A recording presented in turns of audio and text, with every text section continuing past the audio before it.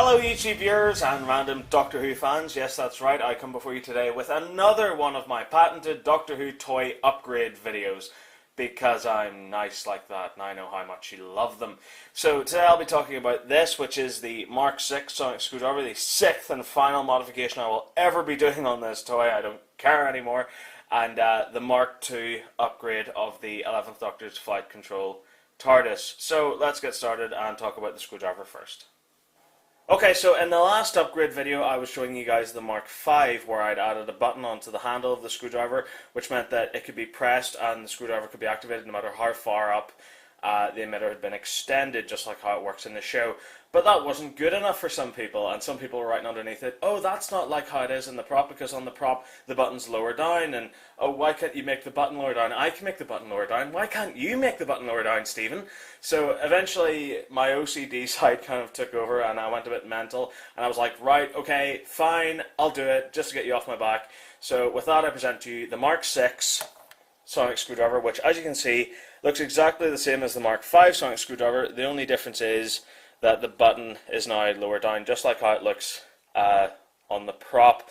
So apart from that, it all works exactly the same. So you press the button, the emitter activates, you can press it 3 times, oh hang on, and you get that weird Cybermat smashing up noise. 4 times gets you the, weird, almost broken sonic noise, and of course you can extend it, and no matter how far it's been extended, you can activate it. And of course no buttons on the handle, same as last time around, because it's the same kind of magnetic system that's holding the top of the emitter and the jaws closed.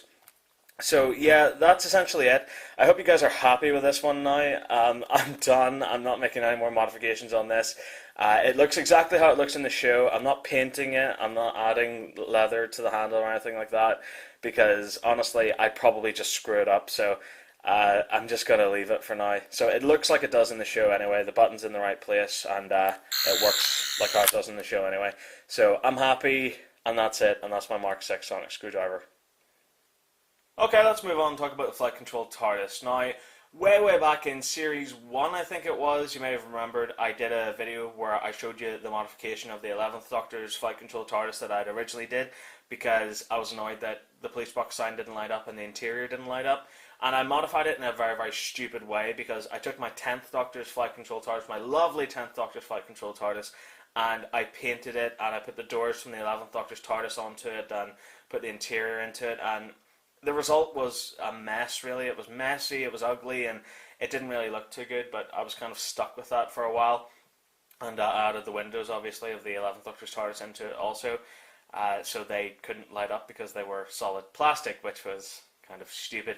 So flash forward to a few weeks ago, and I was in Toys R Us, and I picked up the Doctor Who Christmas Adventure set, which comes with a non-electronic TARDIS. And that would be all well and good, except for the fact that it's clearly an electronic flight control TARDIS, which has just had all of the wiring and electronics removed from it, and that was really annoying. It would have been okay, except for the fact that if you look at the back of it, you can see it's got the holes for the speakers there, it's got the battery compartment, which is obviously still there, and it just felt so lazy on Character Options' part.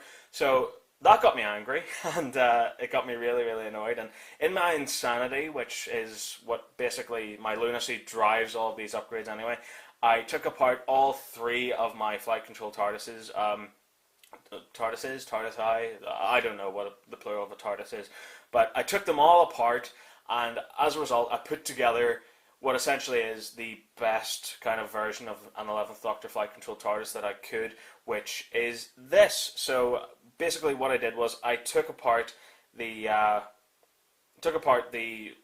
10th Doctor's TARDIS and took all the wiring out of it and all that, and put it into the 11th Doctor's TARDIS that you got with the Christmas Adventure set, and obviously this is the result. So basically there's no buttons on it or anything like that underneath, because it is essentially just the shell. But basically what happens is, if I bring this a little bit closer, to activate it, basically you open the door, and there you go. As you can see, the police box sign lights up, and the windows light up, and if you take a look at the interior there, you can see there's 2 lights at the top and a 3rd light there, which is kind of flashing to show off the interior of the TARDIS. Doesn't light up the interior of it too bright though, which is kind of a shame, but I don't really care, just as long as it lights up. You can also open the other door there as well to get a look-see inside, which looks fantastic. And the best thing is as well that the police box sign lights up around the sides there, and as do the windows around the back and around the other side again there. So, you know, that all looks fantastic. So you can close the door again, and whenever you close the door, as you can see, the little lantern at the top lights up. And I managed to do this because the original 10th Doctor's Flight Control TARDIS, and I think the 11th Doctor's one as well, whenever you lifted it up, it made the TARDIS dematerialization noise, and the lantern used to light up. And I managed to get this to work by essentially removing all of the gadgetry that made that work. So remove the button and all the sort of things like that, and just attach the two wires together. So whenever it's stationary and the door's closed, the lantern lights up. And I think that looks great. You know, whenever it's up on display, it really sets off my Doctor Who collection really, really nicely. So I also decided, with all the kind of bits left over, that I would rebuild and restore my original 10th Doctor's Flight Control TARDIS to its former non-electronic glory. So I took all the pieces that I'd painted and soaked them in turpentine and scrubbed them down, and it was during that I realised that turpentine is actually very irritable to my skin. So there you go, little lesson learned there, you learn something new every day. So I scrubbed all the paint off with turpentine and put it all kind of back together again, and this is the result. And I don't think it looks too bad, you know. I mean, the doors were a different colour because I didn't use turpentine to strip the paint off, because I never painted them in the first place.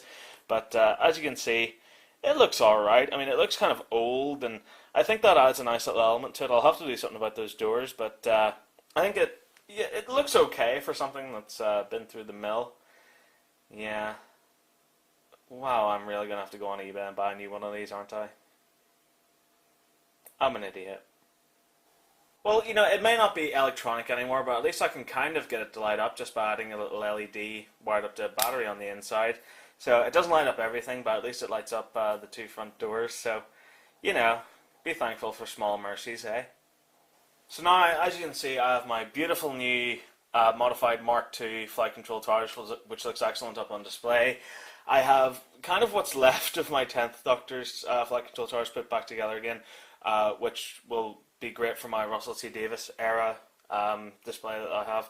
And then in the middle here I have this kind of weird cannibalized Frankenstein's monster of a TARDIS, which is kind of just really kind of bits, so if anything ever goes wrong with one of my other Flight Control TARDISes or anything that I need to modify in the future, you know, I have the pieces to put it all together again. I mean, this is literally just, it's not even put together properly, you know, so it's literally just bits.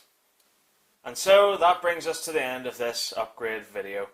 Hey, at least all the things that my therapist has been telling me about channeling my anger into positive, constructive things is paying off, huh?